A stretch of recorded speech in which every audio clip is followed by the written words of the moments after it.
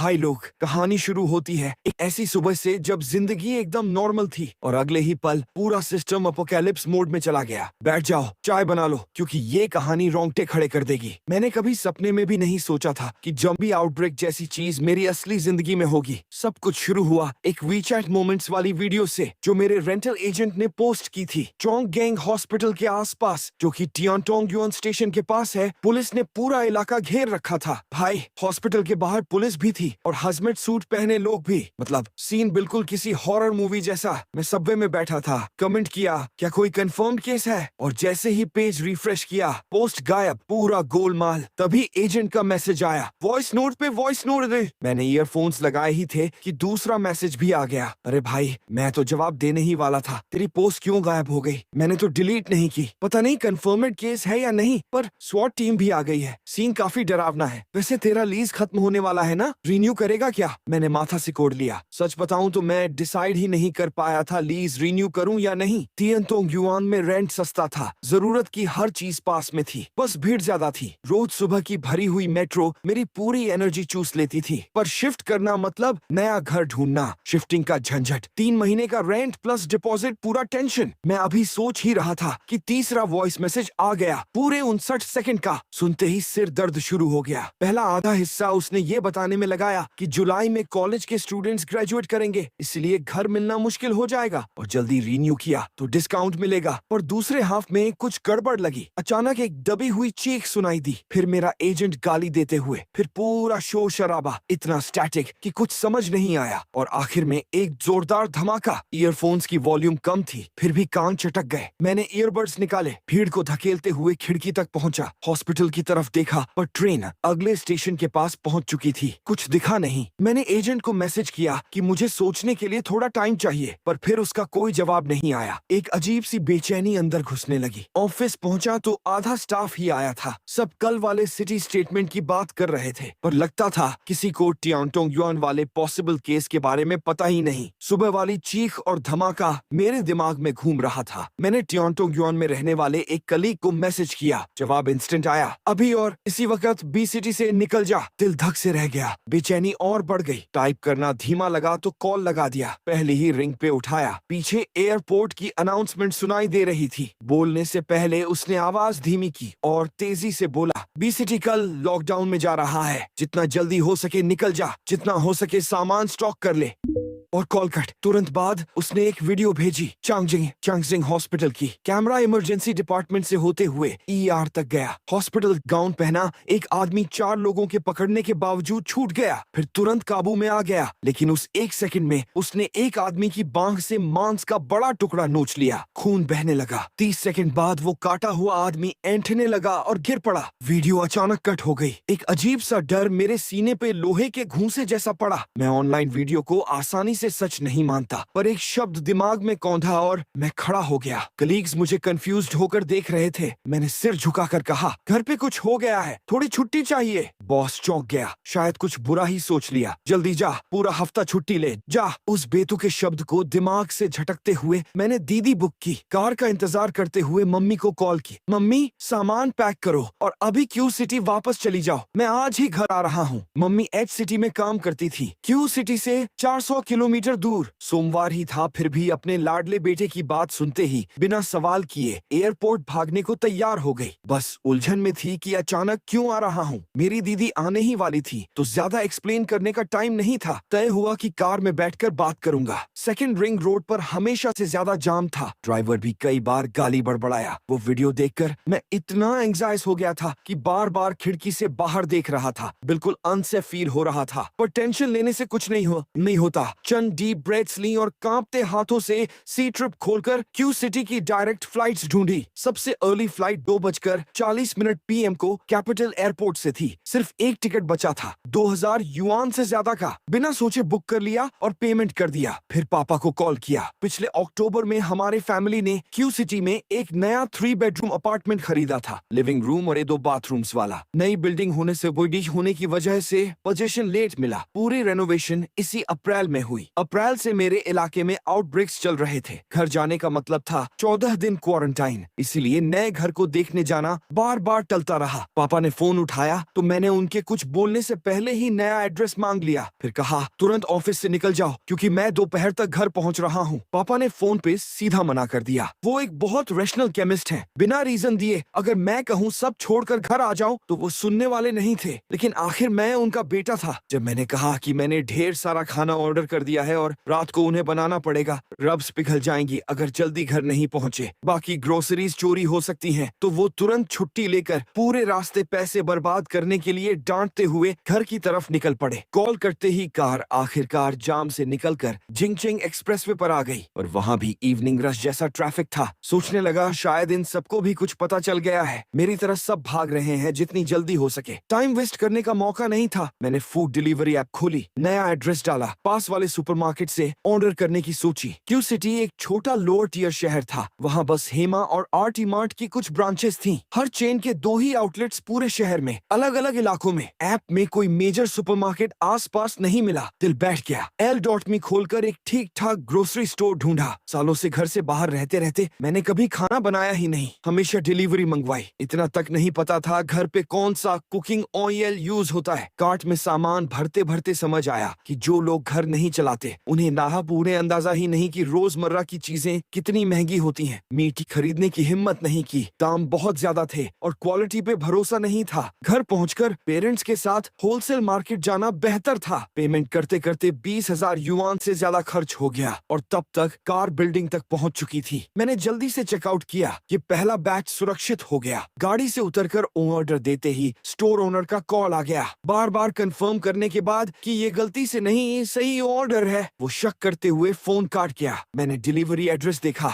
B1 unit 1 building 12 Jinshangyu residential complex. खुद पे थोड़ा गर्व हुआ अपनी स्मार्टनेस पे। इतना बड़ा ऑर्डर ओनर का ध्यान जरूर खींचेगा, इसीलिए जानबूझकर असली एड्रेस यानी यूनिट 3 की 16वीं मंजिल नहीं दिया। खुद सामान उठाकर लाना बेहतर था बजाय बाद में किसी झंझट के। इतना सामान देखकर थोड़ी राहत मिली, हालांकि अब भी पता नहीं था आगे क्या सामना करना पड़ेगा। दोपहर को निकल जाने से मैं ढीला नहीं पड़ा बल्कि और सतर्क हो गया। उस वीडियो वाले पेशेंट को हुआ क्या था जो लोगों को काट रहा था? करोड़ों लोगों वाला इतना बड़ा ट्रांसपोर्ट हब अचानक लॉकडाउन कैसे हो सकता है? इतना इंपॉर्टेंट इकोनॉमिक और कल्चरल सेंटर क्यों बंद किया जाएगा? क्या हालात पहले ही कंट्रोल से बाहर हैं? घर पहुंचकर जो मास्टर बेडरूम में रेंट पे लेता था वहां जाकर मैंने फैमिली ग्रुप में वीडियो कॉल लगाई। मम्मी ने तुरंत उठाया। वो पहले ही कंप्यूटर पैक करके निकलने को तैयार बैठी थी। पापा ने कुछ रिंग बाद उठाया। वो किचन में सब्जी धो रहे थे, हाथ अब भी गीले थे। उनके चेहरे देखते ही मेरा गला भर आया। बोलने की कोशिश की तो आवाज कांपने लगी। मैं कभी खुद को कमजोर नहीं मानता था, पर यह सच्चाई मुझे तोड़ देने वाली थी। डर लग रहा था कि कहीं वो इसे मजाक न समझ ले। मम्मी का माथा तुरंत सिकुड़ गया। क्या हुआ बेटा, बोलो तो सही। पापा ने तुरंत नल बंद कर दिया। कुछ सेकंड चुप रहकर पूछा, बेटा इसका मतलब है तुम्हारा अचानक घर आना इसी से जुड़ा है? मैंने सिर हिलाया। टाइम वेस्ट नहीं करना था। कांपती आवाज को संभालते हुए आखिर बोल ही दिया, मुझे नहीं पता क्या हो रहा है, पर इतना पता है कि मामला बहुत सीरियस है। शहर कल सुबह 8 बजे लॉकडाउन में जा रहा है। किसी ने मुझे वार्निंग दी है तुरंत निकल जाने की और सामान स्टॉक करने की। मैं सच में डरा हुआ हूँ। मम्मी पापा मेरी बात मान लो प्लीज, हमें कम से कम 1 साल का सामान चाहिए। मम्मी बीच में बोल पड़ी, डरो मत बेटा, तेरे मम्मी पापा हमेशा तेरे साथ हैं। पापा भी नॉर्मल दिखने की कोशिश कर रहे थे, पर उनकी माथे की सिलवटें सब बता रही थीं। अगर हम तुझ पर भरोसा नहीं करेंगे तो और किस पे करेंगे? गहरी सांस लेकर उन्होंने एप्रन उतार दी। स्टॉक करना है ना, आज खाना मत बनवाना। मैं सीधा होलसेल मार्केट जा रहा हूँ सामान लेने। जो कुछ ऑर्डर किया है वो लिस्ट भेज, मैं देखता हूँ क्या क्या और चाहिए। मम्मी भी खड़ी हो गई। मैं भी एच सिटी में कुछ सामान लेकर आऊंगी। चिंता मत कर,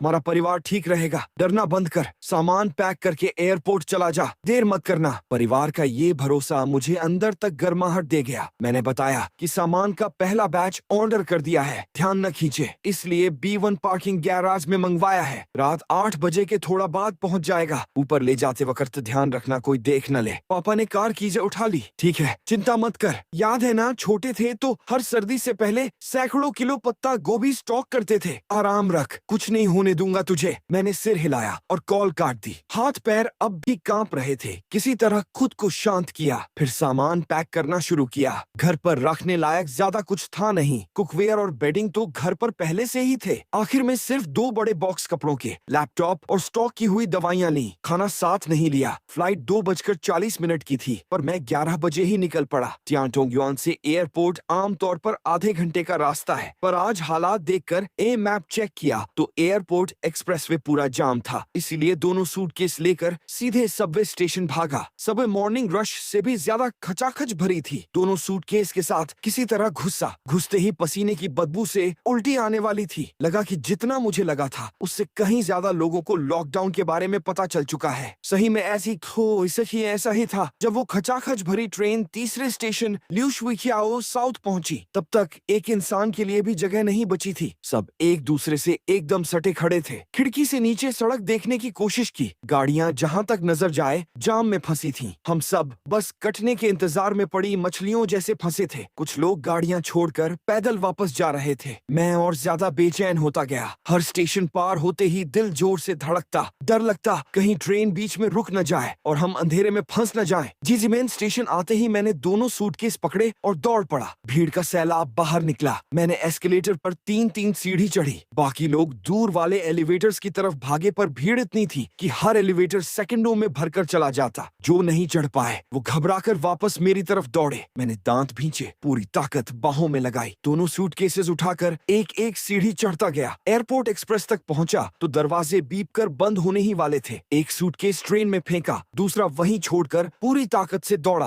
आखिरी सेकंड में शर्ट का कोना दरवाजे में फंसते फंसते अंदर घुस गया। एयरपोर्ट एक्सप्रेस का एसी लाइन 5 से भी ज्यादा ठंडा था। अंदर घुसते ही ठंडा पसीना छूट गया। सूटकेस फर्श पे पटका तो इतनी जोर से गिरा कि फर्श में गड्ढा पड़ गया। एक भले आदमी ने वो सूटकेस उठाकर मुझे थमाई जो मैंने बाहर छोड़ी थी। मैंने शुक्रिया कहा, तभी हथेलियों में दर्द शुरू हुआ। नीचे देखा तो दोनों हाथ सूजे हुए थे। गहरे लाल निशान हथेली से उंगलियों तक फैले थे। मैंने ठंडी रेलिंग पकड़ ली। सोचा शायद ठंडक से सूजन कम हो जाए। एयरपोर्ट एक्सप्रेस में कोई बोल नहीं रहा था, पर सन्नाटा भी नहीं था। हर तरफ फोन स्क्रीन पर उंगलियां तेजी से चल रही थीं। सब मैसेज भेज रहे थे। मैंने भी जल्दी से फैमिली ग्रुप में पूरी सिचुएशन एक्सप्लेन की। फिर वेबो खोला, 3 सेकंड का स्टार्टअप ऐड झेला। कुछ कीवर्ड सर्च करने ही वाला था कि फीड ऑटोमेटिक रिफ्रेश हुआ और सबवे का ऑफिशियल अकाउंट सामने आया। यह सिर्फ 1 मिनट पहले पोस्ट किया हुआ update. Service notice, expressway traffic restrictions की वजह से 11:40 AM से लेकर 18 जुलाई 2022 की सर्विस खत्म होने तक कैपिटल एयरपोर्ट एक्सप्रेस अपनी सर्विसेज बंद रखेगी। ट्रेन तेज चलती रही। कंप्रेस्ड एयर की वजह से एक तेज कान फाड़ने वाली सीटी बजी। उस आवाज से खोपड़ी सुन्न हो गई। रोंगटे खड़े हो गए। हर नस धड़क रही थी। समझ आ गया ये एयरपोर्ट जाने वाली आखिरी ट्रेन थी। और फिर उससे भी बुरी खबर। खुद को फोर्स करके फोकस किया, सर्च किया, lockdown, Changjiang hospital, ट्यांटोंग।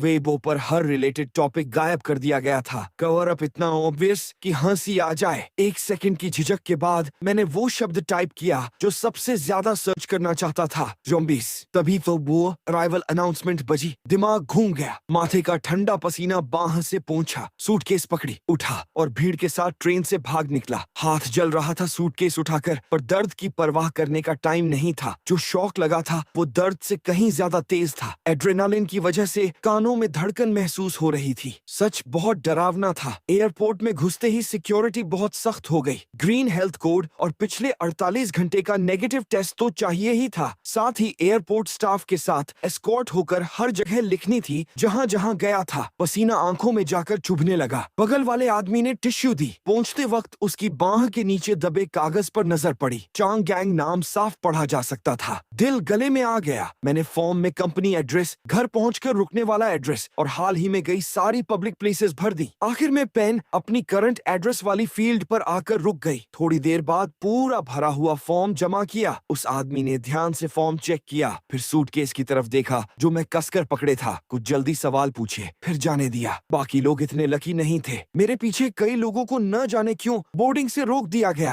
Armoured police और सफेद हैजमेट सूट वाले वर्कर्स दौड़कर आए, हिचकिचाते आए, उन्हें दबोचा और घसीटते हुए ले गए। बाकी सिक्योरिटी चेक स्मूथ रहा। लाइंस भी सरप्राइजिंगली छोटी थी। मैं गेट 43 पर बैठ गया। थोड़ी राहत मिली। जल्दी पहुंचने की वजह से आसपास बहुत कम लोग थे। एक शांत कोना ढूंढकर पापा को कॉल किया। काफी देर रिंग होती रही, फिर उन्होंने उठाया। उनकी तरफ बहुत शोर था। वो तेजी से कुछ बोल रहे थे। दूर दूर से आधा सुअर, मुर्गियां, फ्रोजन मीट जैसे शब्द सुनाई दिए। जब तक अपना काम खत्म नहीं किया, बात ही नहीं की। बाबू, पापा यहाँ बिजी हैं। अभी अभी 100 किलो सुअर का मांस, 50 किलो बीफ, 50 किलो लैम्ब और 4 पूरी मुर्गियां ऑर्डर की हैं। और क्या चाहिए? चिकन विंग्स और ड्रमस्टिक्स अभी नहीं लिए। कुछ और खाना चाहिए क्या? मैं हैरान रह गया पापा की स्पीड देखकर। मैं तो बस थोड़ा एक्स्ट्रा मांस स्टॉक करने को कहने वाला था, अब सिर्फ याद दिला पाया। सोलर जनरेटर्स, बैटरीजे और कुछ और रेफ्रिजरेटर भी ले लेना। बाकी सब मैं बाइडू पे सर्च कर लेता हूँ। टाइम कम था, नसें पूरी तरह चढ़ी हुई थी, दिमाग जैसे पूरा शट डाउन हो गया था। कॉल करते ही मैंने बाइडू, जीहू वगैरह सर्च करके एक पूरी लिस्ट बना ली। दोनों लिस्ट तैयार करके थोड़ी राहत महसूस हुई। फैमिली ग्रुप में भेज दी।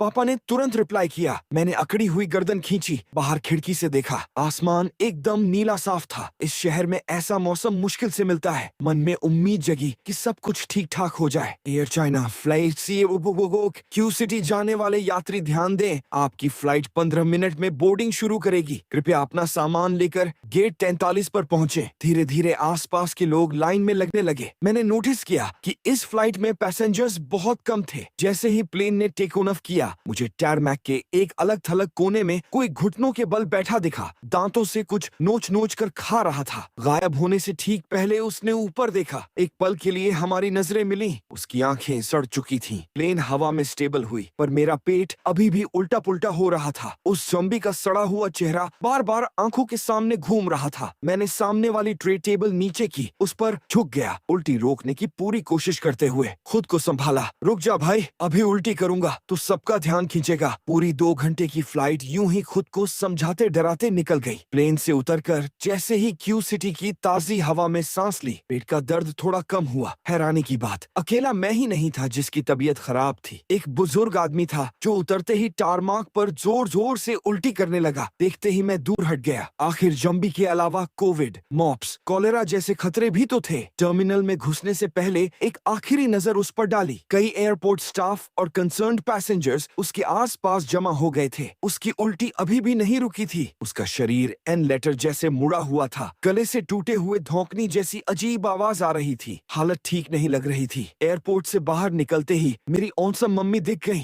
दौड़कर आई, सूटकेस पकड़ा। ऐसे वक्त में जब हर कोई अपनी जान बचाने में लगा हो, हम दोनों राहत से मुस्कुरा दिए। अपोकलिप्स के बीच भी फैमिली के साथ होना मेरे लिए किसी नियामत से कम नहीं था। कार में बैठते ही देखा बैक सीट पूरा भरा पड़ा था। हार्डवेयर स्टोर का ऐसा सामान जो मैं पहचान भी नहीं पा रहा था। तुरंत और से फील हुआ, मम्मी हो तो क्या नहीं हो सकता। मम्मी ने सूटकेस डिक्की में डाला, कार में बैठी। बेटा अभी घर नहीं जाना, पहले पूरी शॉपिंग खत्म करनी है, कल से बाहर नहीं निकल पाएंगे। मैंने खुशी खुशी सिर हिलाया। लगा यही सबसे बेहतरीन प्लान है। आज पूरी मेहनत लगाकर सारा सामान खरीद लें तो हम तीनों साल भर आराम से घर बैठकर निकाल लेंगे। अपोकैलिप्स में सरवाइव करने के चांसेस कहीं ज्यादा बढ़ जाएंगे। इस साल हम घर पर एक्सरसाइज भी करेंगे, फिट रहेंगे। तब तक अथॉरिटीज से मदद का इंतजार करेंगे। मैं अकेला होता तो ठीक था, पर जब सोचा कि बूढ़े मम्मी पापा को अपोकैलिप्स में सामान ढूंढना पड़ेगा, मन हुआ काश मेरे 3 सिर और 6 हाथ होते ताकि इन्हें सेफ रख सकूं। फिर हम दोनों शॉपिंग स्प्री मोड में चले गए। एक बार फिर मम्मी की शॉपिंग स्किल्स देखकर हैरान रह गया। Steel wire, chains, heavy duty locks,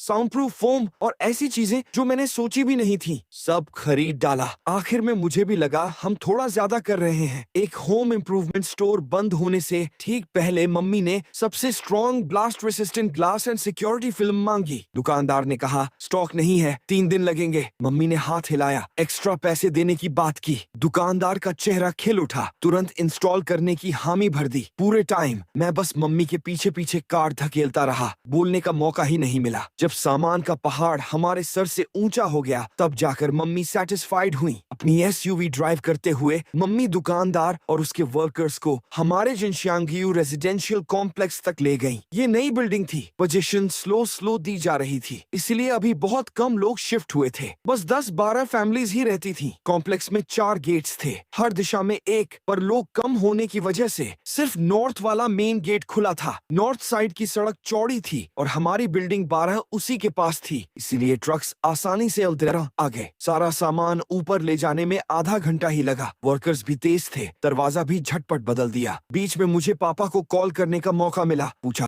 कब आ रहे हो। वो एक डिपार्टमेंट स्टोर में कपड़े वाले से जमकर भाव ताव कर रहे थे। मेरा कॉल आते ही बोले ठीक है भाई, तो मैं घर ही चलता हूँ, ये तो दाम कम कर ही नहीं रहा, कल अंडरग्राउंड मॉल देखूंगा। वो सुनते ही दुकानदार पिघल गया। ठीक है भाई, जीत गए आप, इसी दाम में ले लो। पापा का चेहरा खिल गया। जब तक वो कपड़े पैक करवा रहे थे, मैंने जल्दी से पूछा, पापा आज जो मीट, सोलर जनरेटर्स वगैरह खरीदे वो कब पहुंचेंगे? पापा ने आवाज धीमी की। होलसेल मार्केट वालों ने कहा मीट को फ्रीजर्स में डालकर साथ में डिलीवर करेंगे। फ्रीजर वाला और कसाई एक ही फैमिली के हैं। सोलर जनरेटर्स पहुंच चुके हैं। मैंने वो यूनिट 1502 के बाहर रखवा दिए। वो फ्लैट अब भी रेनोवेट नहीं हुआ, अंदर कोई देख नहीं सकता। बाकी सामान मैंने 20वीं मंजिल के स्टेयरवेल में रखवाया है, वहाँ इतना ऊपर कोई जाता ही नहीं। कॉल कटने के बाद मैं 15वीं मंजिल गया सोलर जनरेटर्स चेक करने, फिर चुपचाप फोन लेकर 20वीं मंजिल चढ़ा। अपनी बनाई लिस्ट से डिलीवरी मिलाई। Bottled water, toilet paper, self heating hot pots, चूना,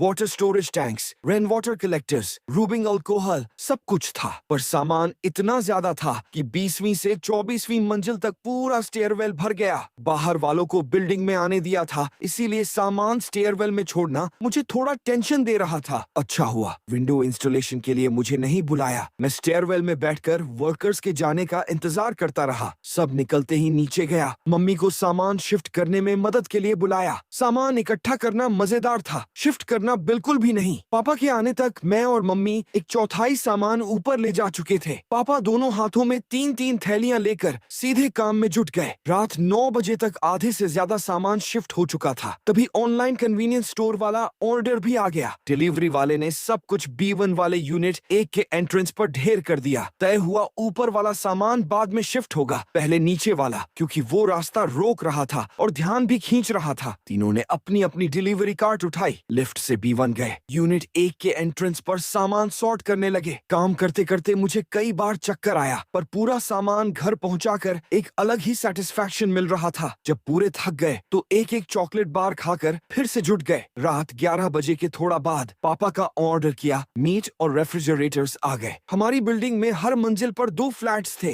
दोनों के अलग लिफ्ट, बीच में मजबूत फायर डोर से अलग। सोचा था सामान बगल वाले फ्लैट में डिलीवर करवा लेंगे, पर पापा को लगा इतनी रात को मीट की डिलीवरी शक पैदा कर सकती है। साथ ही हमारा दरवाजा और घर पहले से सामान से भरा था, कोई भी उसे नहीं देखना चाहिए था। तो पापा ने सेफ खेला और सामने वाली बिल्डिंग 10 के यूनिट 2 के एंट्रेंस पर डिलीवरी करवाया। उस फ्लैट के मालिक को कुछ अजीब नहीं लगा, आराम से मान गया। मम्मी पापा बिल्डिंग 11 के B1 से होते हुए बिल्डिंग 10 के यूनिट 2 तक गए। वहाँ से रेफ्रिजरेटर्स को बड़ी कार्ट में लाद कर एक एक ट्रिप में घर लाने लगे। मैं भी इसी दौरान खाली नहीं बैठा। मुझे पता था इतनी मेहनत के बाद कुछ दिन आराम चाहिए होगा। मैंने अकेले ही बाकी सामान B1 से ऊपर लाया। पूरा परिवार रात 2 बजे तक काम करता रहा, तब जाकर आज का सारा ऑर्डर किया हुआ सामान घर के अंदर आ गया। अब B सिटी के लॉकडाउन में 6 घंटे से भी कम बचे थे। रात में पूरा कॉम्प्लेक्स डरावने तरीके से शांत था। नींद आने का सवाल ही नहीं था। घर में इतना सामान भरा था कि खड़े होने की जगह मुश्किल से बची थी। अभी भी बहुत कुछ सॉर्ट करना बाकी था। मम्मी पापा जब सोलर जनरेटर में लगे थे, मैं किचन में गया और 3 कटोरी नूडल्स बना डाले। घर से बाहर के 2 साल में मैंने खाना बहुत कम बनाया था, पर ऑनलाइन कुकिंग वीडियोस ढेर देखे थे। कहते हैं ना, जाते वक्त डमलिंग्स, पहुंचकर नूडल्स। मैंने 3 लोगों के लिए ड्राइड नूडल्स निकाले। पानी उबल गया तो नूडल्स डाल दिए। 3 बड़ी कटोरियां निकाली।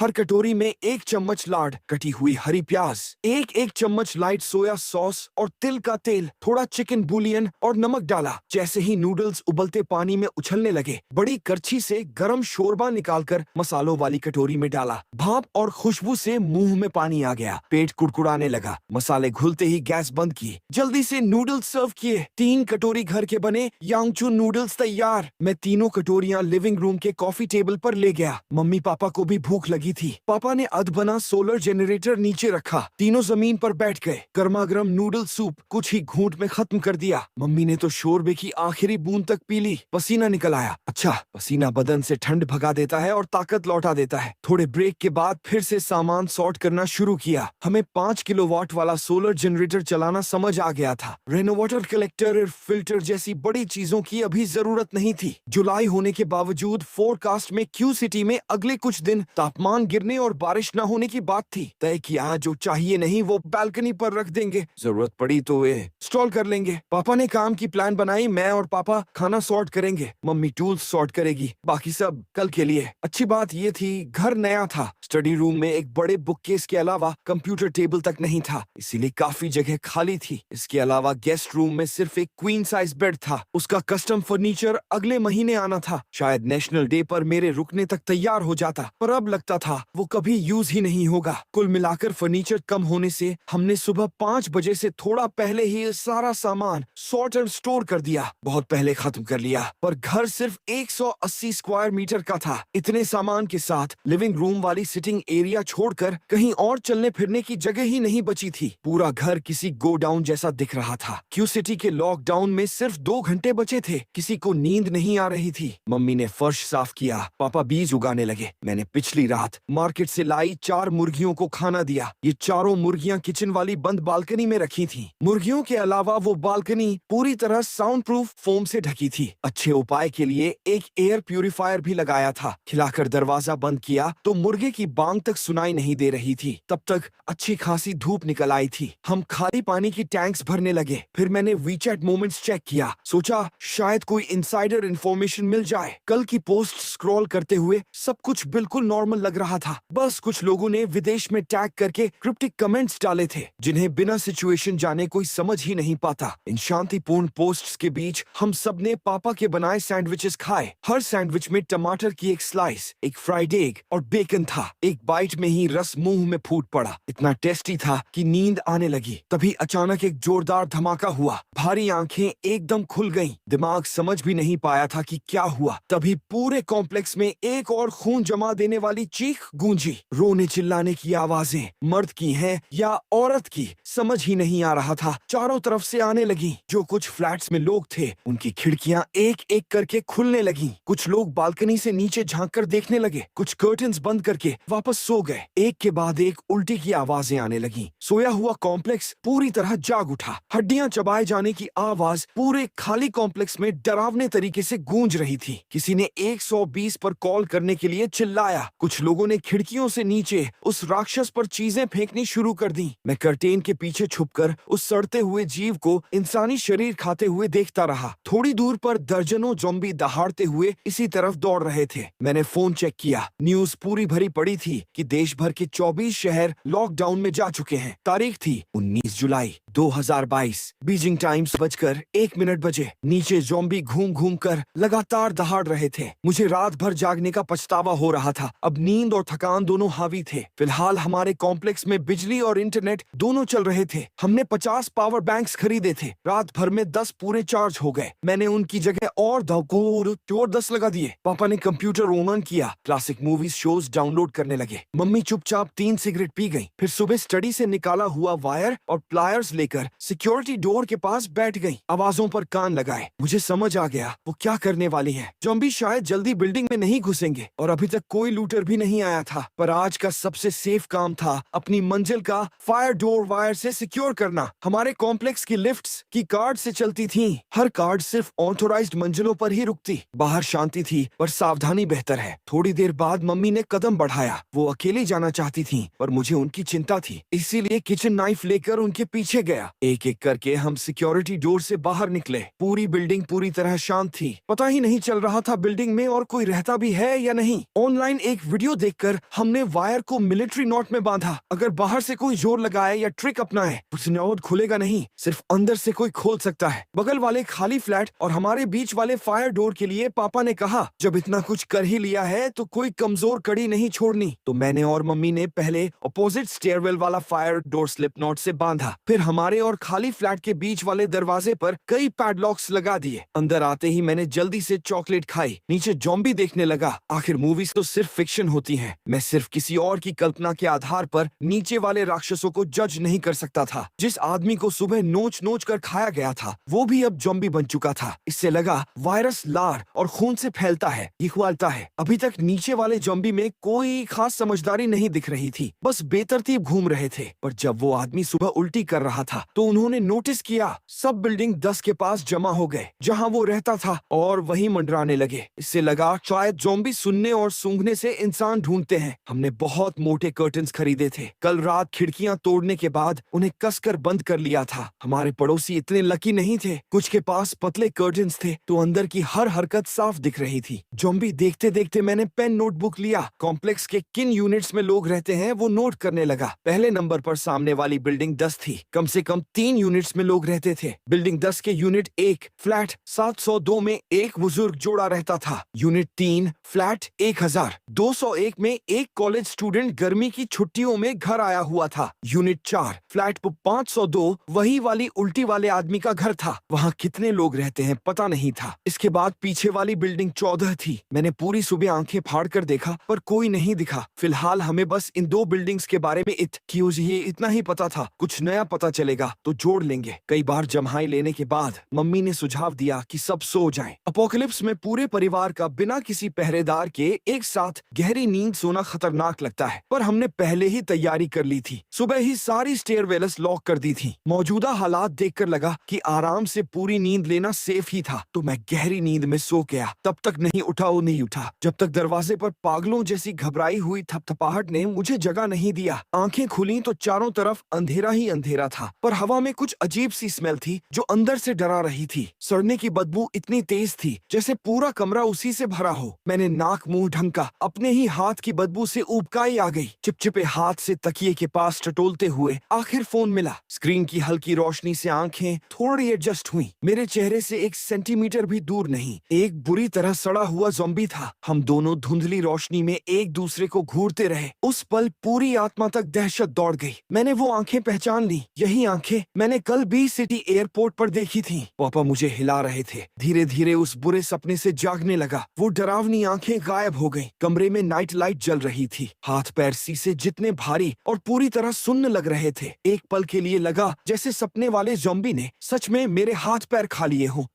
पापा ने माथे पर ठंडे पानी में भिगोया हुआ टॉवल रखा, फिर मुंह में कुछ गोलियां डालकर पानी पिलाया। गर्म पानी गले से होते हुए पेट में उतरा। तभी एहसास हुआ कि गला सूजा हुआ है। मैं अभी भी होश में पूरी तरह नहीं था कि पापा ने चम्मच से कुछ चावल की खीर खिलाई। भूख नहीं थी। कुछ चम्मच खाकर मैं फिर सो गया। पूरा एक दिन सोता रहा। इस दौरान कई बार दवाई ली। पूरे शरीर पर रबिंग अल्कोहल से पोंछा गया। जब पूरी तरह होश आया तब तक 20 तारीख की दोपहर हो चुकी थी। पूरी तरह जागने पर पता चला कि कल सोने के बाद मुझे रात भर तेज बुखार रहा था। 2 दिन से लगातार खुद को धकेल कर घर पहुंचा था। सफर भी नर्व रैकिंग था और घर पहुंचकर भी रात भर सामान शिफ्ट करते रहे थे। मेरी कमजोर स्टेमिना की वजह से परिवार में सिर्फ मैं ही ढेर हो गया। कभी सोचा नहीं था कि जवान होते हुए भी मुझे मम्मी पापा से ज्यादा मुश्किल होगी इन ज़ॉम्बीज़ का सामना करने में। मैंने ठान लिया ठीक होते ही एक्सरसाइज शुरू करूंगा। अब इतना कमजोर नहीं रहना। अच्छा हुआ घर में ढेर सारी दवाइयाँ थीं। पापा मुश्किल से सोए। रबिंग अल्कोहल और गीले टॉवल से मेरा टेम्परेचर कंट्रोल करते रहे। इसी वजह से मामला ज्यादा गंभीर नहीं हुआ। बुखार तो उतर गया पर गला अभी भी दर्द कर रहा था और इतने तेज बुखार के बाद जरा सा हिलने पर सिर फटने जैसा लग रहा था। उठकर मुंह धोया, फिर घर के बने अचार वाले बैंगन और लहसुन के साथ एक कटोरी खीर खाई। चक्कर आना बंद हो गया। पापा सोने चले गए। मैं नीचे वाले जिए हुए ज़ॉम्बी देखने बैठ गया। एक दिन बीत चुका था। एक दिन बीत गया पर बिल्डिंग 10 और 12 के बीच अभी भी वही 11 ज़ॉम्बी घूम रहे थे। मतलब कॉम्प्लेक्स में नए ज़ॉम्बी नहीं बने। शायद पैंडेमिक की वजह से सब लोग पहले से ही अच्छे खासे स्टॉकर्ड थे। ज़ॉम्बी मूवीज तो सबने ही देखी होंगी, इसलिए अब तक कोई नीचे जाकर मरने वाली गलती नहीं कर रहा था। ये ज़ॉम्बी आखिर चलते किस बात पर रहते हैं, ये मुझे समझ नहीं आ रहा था। इंसानों के अलावा उन्हें किसी चीज में इंटरेस्ट नहीं था। कॉम्प्लेक्स के आवारा बिल्लियां तक उन्हें अट्रैक्ट नहीं करती, रोशनी से भी नहीं डरते। पर दिन में कोई भी आवाज हुई नहीं कि सब झुंड बनाकर हमला करने दौड़ पड़ते। साफ था इनके कान बहुत तेज थे। अगले कुछ दिनों में कॉम्प्लेक्स वाले ज़ॉम्बी ने एनर्जी खर्च करना कम कर दिया। उनकी हरकतें पहले से धीमी पड़ने लगी। आखिरकार बिल्डिंग 14 में भी कुछ एक्टिविटी दिखी। यूनिट 2 फ्लैट 1602 बिल्कुल हमारे घर के सामने था। बाइनोक्यूलर से ज़ॉम्बी देखते देखते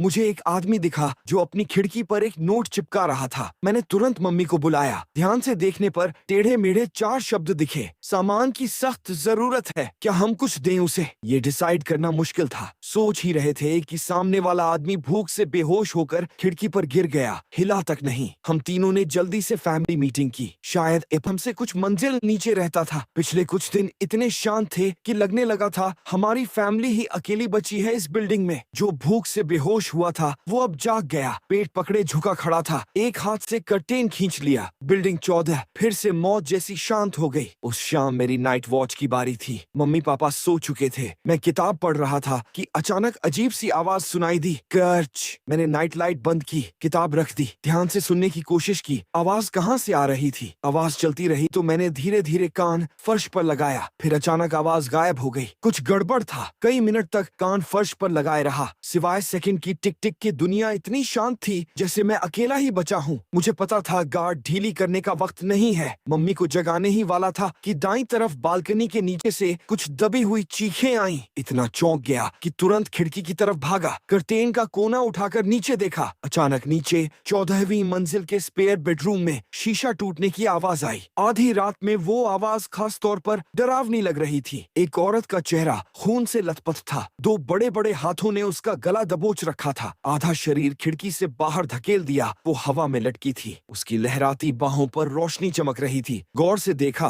तो पता चला उनमें कांच के टुकड़े धंसे हुए थे। उसकी आंखें हुई अचानक फैल गईं। उसने मुझे देख लिया था। उसका मुंह खुला बंद हो रहा था। मुझे लिप रीडिंग नहीं आती पर उसका मतलब समझ आ गया। फिर उसे जोर से बाहर धकेल दिया गया। वो नीचे जमीन पर जा गिरी। मरने के बाद भी उसका सिर तिरछा था। मुझसे अब भी मेरे घर की तरफ थी। नीचे इंतजार में बैठे ज़ॉम्बी दहाड़ते हुए दौड़े। खून की बदबू वाले मांस पर टूट पड़े। रात एकदम फट पड़ी। इतनी तेज आवाज से कुछ लोग नींद से जाग गए। अंधेरे में सबने बिना बोले एक बात मान ली। किसी ने लाइट नहीं जलाई। मैं वहीं जड़ हो गया। दांत भिंचते रहे। बदन का कोई भी हिस्सा हिलने को तैयार नहीं था। पिंडलियों में ऐंठन शुरू हो गई। दीवार को खरोंचते हुए धीरे धीरे फर्श पर बैठ गया। तभी नीचे से शीशा टूटने की करच करच आवाज आई। मैंने पसीने से गीला फोन उठाया। बैक कैमरा ऑन की। कर्टन की एक झिरी से नीचे 14वीं मंजिल के दूसरे बेडरूम पर कैमरा फोकस किया। अचानक कोई खिड़की में आया। आधा बाहर झुककर इधर उधर देखने लगा। उसकी नजर मेरे घर की तरफ घूमी और अचानक रुक गई। फोन स्क्रीन के जरिए हमारी नजरें मिली। मुझे लगभग यकीन हो गया था कि उसने मुझे देख लिया, पर वो नजरें फेर कर बाकी फ्लैट्स देखने लगा। मुझे लगा शायद ये सिर्फ हमारा घर नहीं, बाकी घर भी टारगेट कर रहा है और किसी वजह से वो चेहरा जाना पहचाना लग रहा था। इसी बीच मम्मी पापा जाग गए। पूछने लगे क्या हो रहा है। उन्हें देखते ही अचानक याद आया वो आदमी कौन है। आज सुबह वाला वही जिसने बिल्डिंग 14 यूनिट 1602 वाले पड़ोसी से 2 पैकेट नूडल्स लिए थे। जब समझ आया कि जिसे मारा गया वो शायद वही अच्छे दिल वाला पड़ोसी था जिसने उसे सामान दिया था, माथे पर ठंडा पसीना आ गया। पूरी बात सुनकर मम्मी पापा दोनों की नींद उड़ गई। मम्मी को तो पक्का यकीन था कि मरने वाली वही दयालु पड़ोसन थी। पापा के रोंगटे खड़े हो गए। अगर हमारे पड़ोसी ने पहले उसे सामान न दिया होता तो आज रात हमारी फैमिली उसका टारगेट हो सकती थी। अभी भी कांपते हुए बोले, ऐसे वक्त में भलाई करना भी जान ले सकता है। घर में भारी सन्नाटा छा गया। ज़ॉम्बी आउटब्रेक के बाद इस दुनिया ने हमें ये पहला सबक बेरहमी से सिखाया था। इंसानी फितरत को कभी टेस्ट मत करो। हम सबको पता था कि जो हो गया उस पर सोचते रहने का फायदा नहीं। अब पूरी तरह अलर्ट रहना और इस किलर से निपटने की तैयारी करनी थी। आखिर वो सिर्फ नीचे वाली फैमिली तक सीमित नहीं था। एक बार बिल्डिंग 12 में घुस गया तो पूरी बिल्डिंग खतरे में थी। वो बिल्डिंग 14 से हमारी बिल्डिंग 12 तक पहुंचा कैसे? नीचे इतने ज़ॉम्बी थे कि उनसे बचना लगभग नामुमकिन था। हमने उसे सामान इसलिए नहीं भेजा था क्योंकि हमें एक बिल्डिंग से दूसरी तक जाने का रास्ता ही नहीं पता था। कुछ छूट रहा है ये फीलिंग नहीं जा रही थी। मैं अपने कमरे में गया, अपने ऑब्जर्वेशन नोट्स निकाले। तभी समझ आया ज़ॉम्बी आउटब्रेक शुरू होने के बाद से किसी ने भी कॉम्प्लेक्स नहीं छोड़ा था। अगर कोई बाहर नहीं गया तो शायद नए इन्फेक्शंस भी नहीं हुए। हमारे कॉम्प्लेक्स के अंडरग्राउंड गैराज में घुसने के लिए रजिस्टर्ड नंबर प्लेट चाहिए। स्पेशल व्हीकल्स अलग से हैंडल होती हैं। यानी अगर हाल ही में कोई गाड़ी बाहर नहीं गई और किसी ने ज़ॉम्बी को अंदर नहीं आने दिया तो ज़ॉम्बी के पास अंडरग्राउंड गैराज में घुसने का कोई रास्ता ही नहीं था। और अगर इन्फेक्शन सिर्फ फिजिकल कांटेक्ट से फैलता है तो अभी सबसे सेफ जगह वही अंडरग्राउंड गैराज थी। बिल्डिंग 14 वाले उस रेजिडेंट ने भी शायद यही समझा होगा, इसीलिए अंडरग्राउंड गैराज से होकर रिस्क उठाया। पर ये सब सिर्फ अंदाजा था। अगर मेरी रीजनिंग में कहीं गलती हुई तो पूरी थ्योरी ढह जाएगी। अंडरग्राउंड गैराज पार करना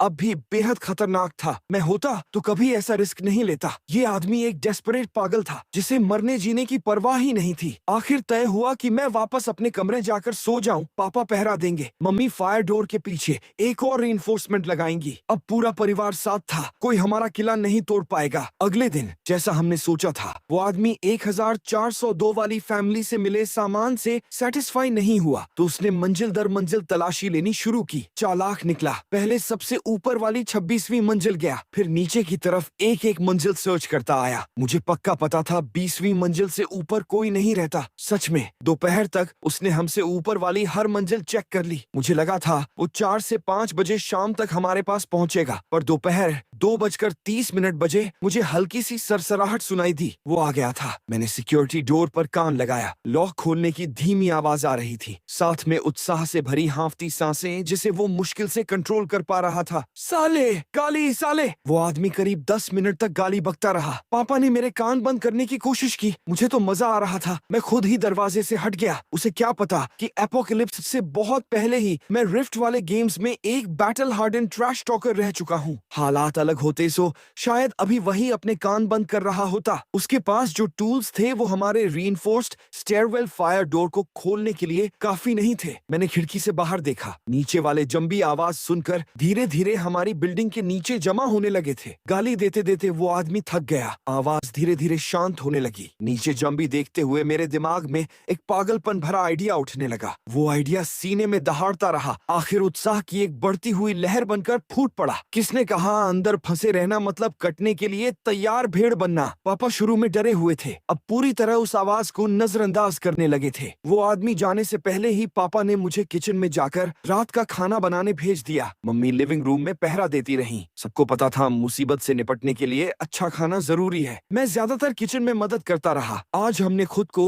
ब्रेस्ड रिब्स से ट्रीट किया। पहले रिब्स धोए, खून वाला पानी निकाल दिया। पापा की नजर बचाकर मैंने वो खून वाला पानी एक खाली बोतल में भर लिया। फिर रिब्स को ठंडे पानी वाले बर्तन में डाला। पानी उबलते ही ऊपर वाला झाग हटाया। एक एक करके रिब्स को चॉपस्टिक्स से प्लेट में निकाला। इस वक्त तक रिब्स साधारण उबले मांस जैसे दिख रहे थे। कई दिनों से मीट नहीं खाया था। बिना ज्यादा मसाले के भी मुंह में पानी आने लगा। पापा ने तेल गरम किया, हरी प्याज, अदरक, लहसुन खुशबूदार होने तक भूना। पापा ने रिब्स डाले, cooking wine, light and dark soya sauce के साथ स्टिर फ्राई किया। मैं भरी हुई बोतल बाथरूम में छुपाने चला गया। तब तक रिब्स अच्छे ब्राउन हो चुके थे। पहले से उबाला हुआ पानी डाला, बर्तन ढककर तेज आंच पर पकने दिया। बाहर वाला आदमी आखिरकार थक गया। जाने से पहले गाली देकर धमकी दे गया कि हमें भुगतना पड़ेगा। मैं लिविंग रूम वापस आया। खिड़की से देखा कि वो कहीं दिख रहा है क्या। अगले ही पल वो बिल्डिंग 14 के फ्लैट 1602 वाले स्पेयर बेडरूम में दिख गया। मुझे देखते ही उसने चिढ़ाने के लिए एक खाली बोतल हमारी तरफ फेंकी। ऑब्वियसली हमें नहीं लगी, 15वीं मंजिल तक भी नहीं पहुंची। पर उसकी अचानक हरकत से मैं थोड़ा चौंक गया। मेरा एक्सप्रेशन बदल गया। जो रिएक्शन वो चाहता था वो मिल गया। उसने गंदी सी ग्रिन दी, फिर एक अश्लील इशारा किया। मुझे कल मरने वाली उस औरत के होठों के शब्द याद आ गए, भाग जाओ। मैंने वही एक्सप्रेशन बनाए रखा जैसे सच में डर गया हूँ, पर पीठ के पीछे मुट्ठियां कसती जा रही थीं। इससे वो और उत्साहित हो गया। 2 उंगलियां अपनी आंखों पर रखी, फिर मेरी तरफ इशारा किया। मैंने आखिरी बार उसकी तरफ देखा, फिर मुड़कर कर्टेन पूरी तरह बंद कर दिया। नीचे जॉम्बी अभी गिरी हुई बोतल कुरेदने में लगे थे, भूख से बेहाल। रिब्स तैयार हुए तो खुशबू से पूरा घर भर गया। सिर्फ खुशबू से ही कंट्रोल खोने जैसा लग रहा था। जहां बाकी सब ड्राई इंस्टेंट नूडल्स खा रहे थे, वहीं हमारी फैमिली शानदार खुशबू वाले रिब्स का दावत उड़ा रही थी। लगा जैसे इसी एक मील के लिए इस दुनिया में आया था। चमकते चावल परोसे गए। मम्मी पापा ने चॉपस्टिक्स उठाई। मैंने बेसब्री से एक रिब उठाकर मुंह में डाला। मांस बिना किसी मेहनत के हड्डी से अलग हो गया। चर्बी वाला हिस्सा रिच था पर हैवी नहीं। लीन मांस नरम, स्वाद बिल्कुल सही। मैंने सिर झुकाकर एक और कौर चावल भरा। मुलायम चावल के दाने और स्प्रिंगी मांस का कॉम्बो परफेक्ट था।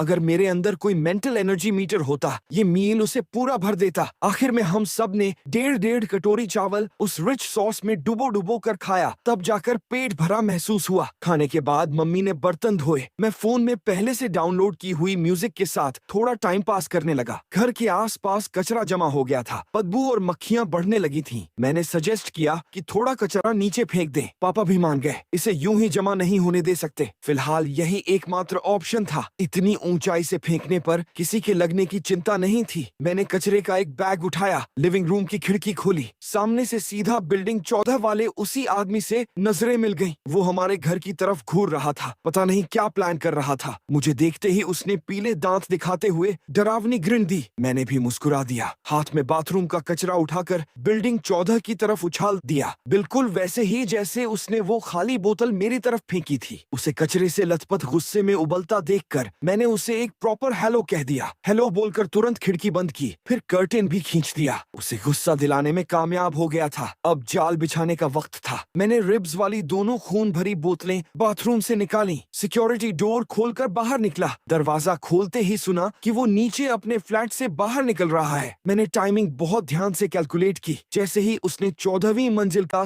स्टेयरवेल डोर खोला। मैंने तुरंत लिफ्ट बुला ली। लिफ्ट अभी पहली मंजिल से ऊपर आ रही थी। वो आदमी लिफ्ट के पहुंचने से पहले ही हमारे स्टेयरवेल तक पहुंच गया। यही तो मैं चाहता था। अब वो 16वीं मंजिल पर हमारे दरवाजे को धड़ाधड़ पीट रहा था, जिससे मेरी सबसे बड़ी प्रॉब्लम सॉल्व हो गई। लिफ्ट के नंबर्स बदलते देख एड्रेनालिन और बढ़ गया। हथेलियां गर्म होने लगी। वो गाली गलौज और लात मार रहा था। तभी लिफ्ट आ गई। बोतलें पकड़े मैं धीरे धीरे बिना आवाज किए लिफ्ट में घुस गया। दिल इतनी जोर से धड़क रहा था कि सीने में दर्द होने लगा। अंदर घुसते ही कार्ड स्वाइप किया, पहली मंजिल सेलेक्ट की। लिफ्ट बिना रुकावट नीचे चली गई। जैसा सोचा था, ग्राउंड फ्लोर एंट्रेंस पर कोई तोड़ फोड़ के निशान नहीं थे। पिछले कई दिनों से मैं बिल्डिंग के बाहर ज़ॉम्बी की संख्या और उनका व्यवहार नोट करता आ रहा था। आज नीचे आने से पहले भी ऑब्जर्व करके आया था। उनकी संख्या सिर्फ बढ़ी थी, कभी घटी नहीं। इससे मेरी थ्योरी और पक्की हो गई। फिलहाल वो अभी तक बिल्डिंग के अंदर नहीं घुस पाए थे। साथ ही पिछले कई दिनों से कोई बाहर नहीं गया था। सबने ज़ॉम्बी मूवीज देखी थी। सबको पता था बाहर निकलने का अंजाम क्या होगा, इसलिए कोई पहला रिस्क लेने को तैयार नहीं था। ज़ॉम्बी पहले से ही भूखे थे। कोई बेवकूफ बाहर निकला तो तुरंत घेर लिया जाता। ज़ॉम्बी बनने से पहले ही साफ खा लिया जाता। वापस जिंदा आने का सवाल ही नहीं। पहले मैंने पहली मंजिल के स्टेयरवेल का फायर डोर खोला। बोतलों का सारा खून वाला पानी डाल दिया। फिर एक और बोतल फोन के साथ पकड़े दीवार के सहारे सहारे बिल्डिंग के एंट्रेंस की तरफ बढ़ा। दूर से उस आदमी की गाली गलौज और दरवाजा पीटने की आवाज आ रही थी। बाहर वाले ज़ॉम्बी अब भी एंट्रेंस तक नहीं पहुंचे थे, पर ज्यादा दूर भी नहीं थे। पहले मैंने खुली बोतल जमीन पर रखी, फिर सावधानी से लॉक घुमाया। आज के लिए बस इतना ही। अगर वीडियो अच्छा लगा हो तो लाइक और सब्सक्राइब करें एनीमे एक्स मैन हवा को, ताकि आगे और भी वीडियोस आते रहे।